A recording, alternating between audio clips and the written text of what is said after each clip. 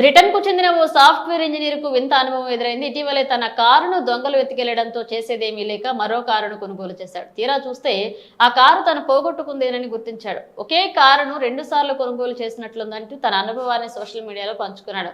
ప్రస్తుతం ఈ post viral గా మారింది. బ్రిటన్లోని వెస్ట్ మిడ్లాండ్స్ సోలిహాల్కు చెందిన 36 ఏళ్ల సాఫ్ట్వేర్ ఇంజనీర్ ఈవెన్ వాలంటైన్కు చెందిన నల్ల రంగు హోండా సివిక్ కారు గత ఫిబ్రవరిలో చోరీకి గురైంది. ఇంటి ముందు పార్క్ చేసిన కారును దొంగలు ఎత్తుకెళ్లారు. పోలీసులకు ఫిర్యాదు చేసినా కారు దొరకడం కష్టమని వారు తెలిపారు.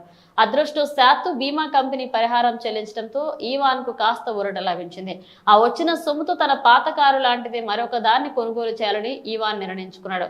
తనకిష్టమైన అదే మోడల్ అదే రంగు కారు కోసం వెతుకుతుండగా ఆన్లైన్ లో ఒక వాహనం కనిపించింది.